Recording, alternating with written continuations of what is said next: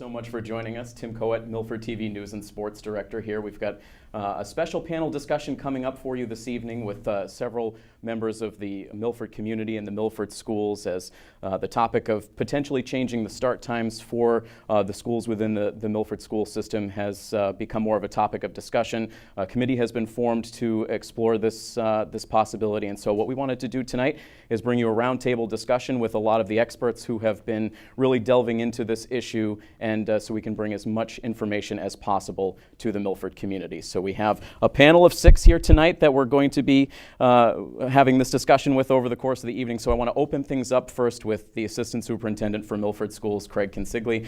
Craig, welcome. Tell us a little bit about, from your perspective, how this topic first came about within the Milford schools. Sure. Thank you, Tim. Sure. It actually first came about with a presentation from Dr. Perriello.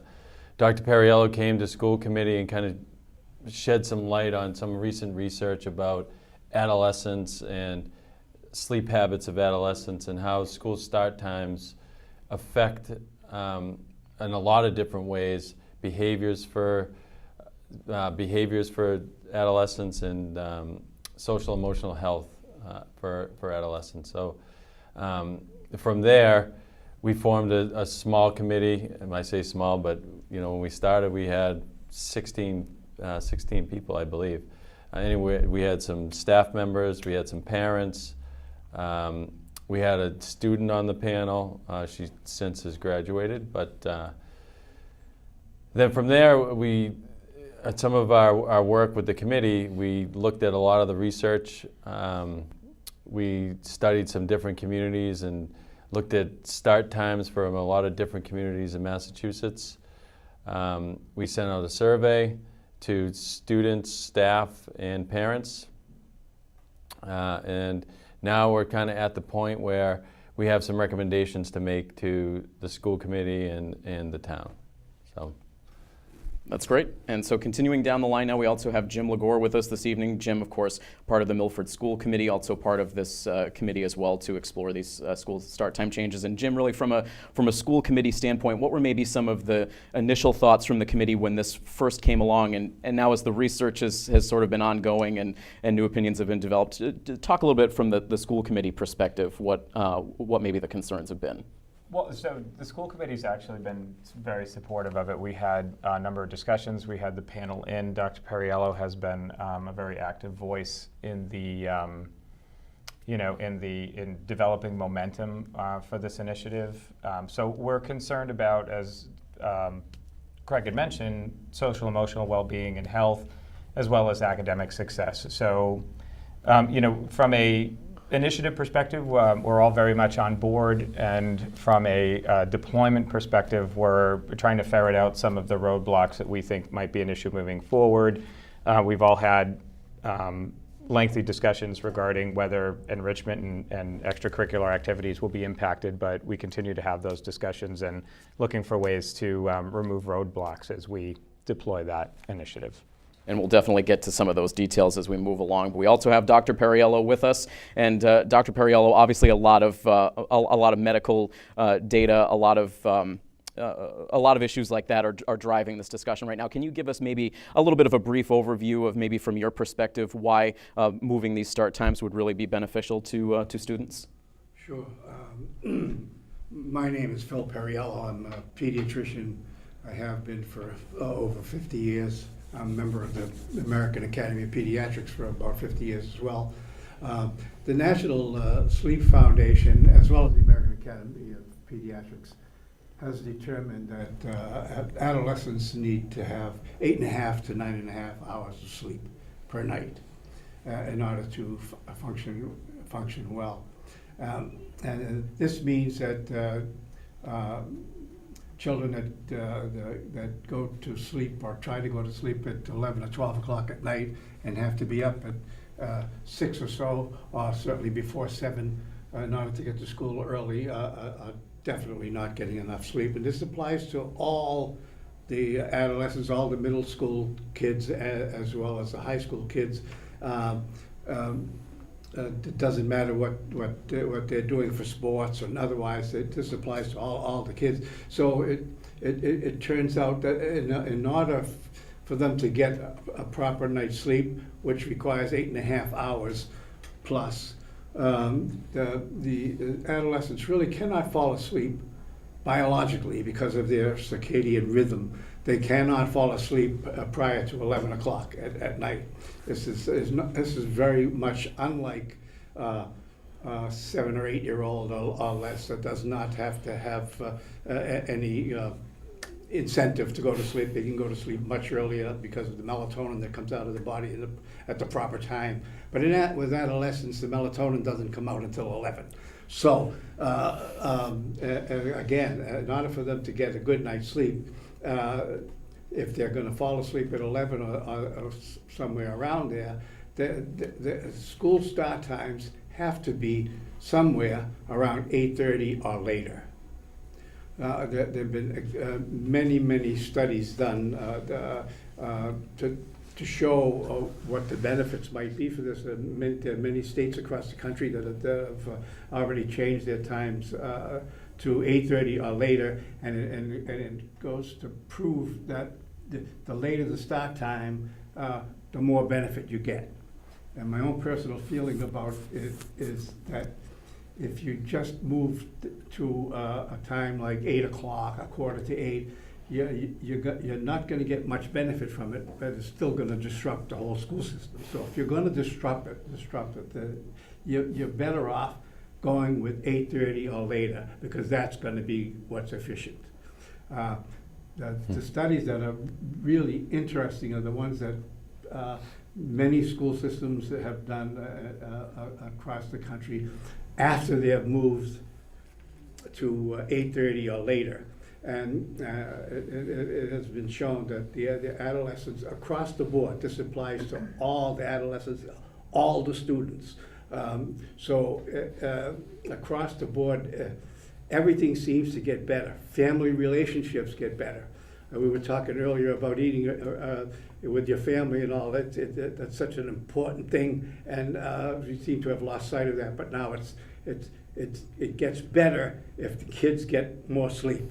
And the teenage years are tough years anyway, and the better that we can make it for them, the better off we'll all be. Some of the things were already mentioned that benefit social and emotional feelings that the kids have are definitely made better by having them more night's sleep. They do better academically. They have one of the things that came out that actually surprised me is that the automobile crashes due to sleepiness with teenagers is markedly reduced. There are some towns that start later than 8:30 have the least number of crashes by teenagers. That's just one benefit, but that one really sticks with me, because if you could change the time and prevent one accident in the course of a year, then I think that we've really done our job. So I think I've talked enough. If anybody has any questions, you can ask me. If I can answer it, I'll be happy to try. And we will certainly do that. Thank you so much, Dr. Perriello. Just continuing along now with our panel, we also have Lisa Burns with us today, who is a principal within the Milford schools. And Lisa, a very interesting perspective. Obviously, you're there day to day with the students. You also have the understanding from the faculty and teacher perspective as well. What can you talk about maybe from that perspective of how, as this has continued to be talked about, how this might affect the day to day for the students and also for the faculty as well? Okay, so I'm actually the principal at an elementary school with kindergartners through 2nd grade. So I can talk primarily about how it would affect students that are 5, 6, and 7 years old, but I do have adolescents of my own that would be affected by a school start change as well. I think one thing that we as a group talked a lot about was what's best for our students, what's best for our children, and I think a lot of our conversations got a lot of our conversations we had a lot of conversations that went all over the place, because we were really concerned about how it might impact families and how it might impact our community, and after-school programs and after-school jobs and sports and all of those things. And those are all very important factors for us and for our children and our families and the community. However, we just tried to keep bringing ourselves back to what's best for the students, what's best for them. And as Dr. Perriello had said, a later start time for adolescents and teenagers is what is best for them. So we are aware that there will be many challenges presented to families and within our community should school start time shift in any way. However, we really just continue to bring ourselves back to what do we think is best for students and then really work through that as a group and with the community. And I think that the surveys, Mr. Consigli, really did show. The first question was that people understood what the American Academy of Pediatrics was saying, and they were in support of it, but then all the other hardships that Mr. Legore had mentioned come into play for families.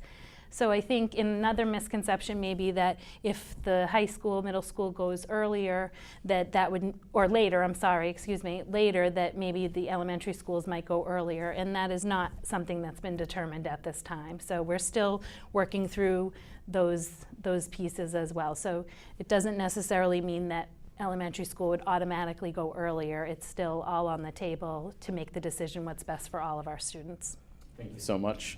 Next on our panel, we have Len Morcone, who's the transportation coordinator for the district. And when you talk about challenges potentially with changing the start times for schools, obviously transportation is a huge component of that. Can you talk a little bit about that perspective, Len, and the possible changes and how the district would be able to handle those? Well, if we change the time of the high school to a later start, and as Ms. Burns said, if we change the elementary, we'll say to a later start, we'd still be within the two-tier system. So therefore, there'd be no impact of cost to the town and really no disruption of the bus service. If we flipped it the other way, same thing. As long as we stay with a two-tier system. And the two-tier system is kindergarten through grade 5 and grade 6 through grade 12. Okay, so we're still using the same amount of buses and personnel, so there'd be no impact. I know one of the things that people talked about was traffic, but if you look at traffic, we create most of the traffic. We go up and down Purchase Street, we're rolling roadblocks, okay? So one of the things with a later start, it would probably give more people a chance to get to work and clear some of the roads for us, okay? Our areas around the schools are always going to be congested no matter what. Just that's New England schools. There's nothing you could do. There's not a lot of land, and we create all that stuff. But I really don't see a big impact with transportation with it. Thank you so much, Len. And finally, we have Nicole Rosa, who's a professor of psychology at Worcester State University, also a parent. And so two unique perspectives there, obviously. Can you talk a little bit about maybe your initial reactions to this potential change within the schools?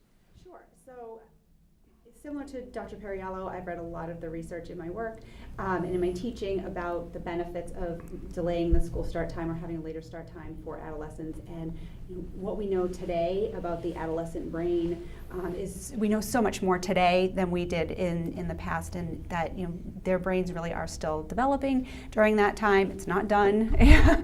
They're still developing, and so getting a good night's sleep is really, really important. And they do have delayed sleep cycles compared to younger kids. So from that perspective, I thought it was a great idea. From a parent perspective, I have 3 teenage boys, and so I see it for them as well, that they're having a harder time going to sleep as early as they should in order to get up when they need to, and they're struggling to get up in the morning. So I think I see that benefit as well. But then also, I hear from talking to friends in the community and the concerns that people have about the impact that this is going to have on sports and on their kids that need to go to work after school, and on their kids who maybe are in middle school or high school and are responsible for getting younger siblings off the bus. If we were to have the elementary schools start sooner than the middle and high school. So I hear all of those concerns, and I appreciate change is always hard, and people always struggle with that. But again, people do seem to recognize that once they get to adolescence, they really do need that extra sleep, and that it would be beneficial for those kids. This is Milford TV News and Sports Director Tim Coet. Make sure you check out new editions of the Milford Informer every Friday at 7:30 p.m. or during one of our 8 convenient re-air times throughout the weekend. You can also find individual news stories as well as full archived editions on our YouTube page, My Milford TV. If you live in the greater Milford area and have an idea for a news story, you can tweet at us using the handle @Milford_TV, or you can contact me directly by sending an email to news@milfordtv.net.